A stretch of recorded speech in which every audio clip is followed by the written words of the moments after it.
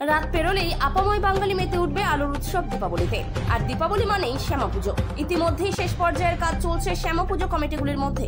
কালিয়াগঞ্জ শহরের বেশ কয়েকটি বিগ বাজেটের শ্যামা পুজো হয়ে থাকে, কিন্তু এখনো কিছু কিছু ছোট ছোট ক্লাব আছে যেগুলি থিম পুজো করে সাধারণ মানুষের কাছে আকর্ষণের কেন্দ্রবিন্দু হয়ে উঠেছে। ফলে শ্যামা পুজোর সময় তাদের পুজো মণ্ডপে মানুষের এক ঢল নামে। সেগুলির মধ্যে অন্যতম হলো টায়ার কোম্পানি দেশিপাড়া এলাকায় রাজ্য সড়কের পাশে রেনেসাস স্পোর্টিং ক্লাবের শ্যামা পুজো। এবছরও কোনো ব্যতিক্রম নেই। এবছর তাদের থিম হান্টেড হাসপাতাল, অর্থাৎ ভুতুড়ে হাসপাতাল।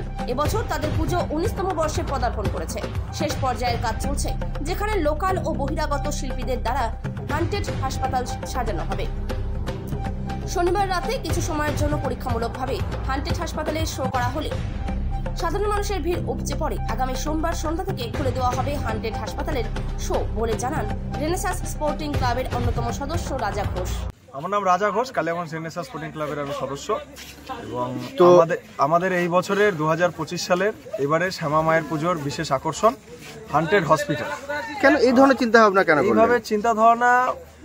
নেক্সট প্রজন্ম, যারা আমাদের নেক্সট প্রজন্মরা আছে, তাদের মন থেকে ভূত কি, এই ভয়টাকে আমরা বের করে দিতে চাই। আমাদের চিন্তা ভাবনা এটাই।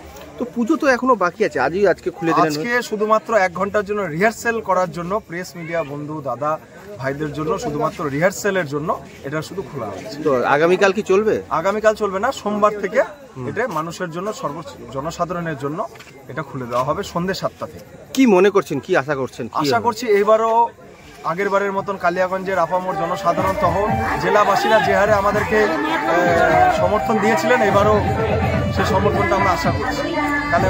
গত বছর রেনেসাস একটা কালিয়াগঞ্জ জেলার মধ্যে সারা ফেলে দিয়েছিল, সেইখানে দাঁড়িয়ে কতটা আশা করছি এবারও পাবলিকের কাছ থেকে, জনসাধারণের কাছে প্রথম দিনই ট্রেলারেই যে হারে মানুষের মানে রাত্রি 11টা বাজতে চলে এখনো মানুষের ভিড়, আমরা বাধ্য হলাম শো বন্ধ করে দিতে, কারণ আমাদের 1 ঘন্টার শো ছিল, সেখানে 1.5 ঘন্টা 2 ঘন্টা তাও মানুষ ছাড়ছে না।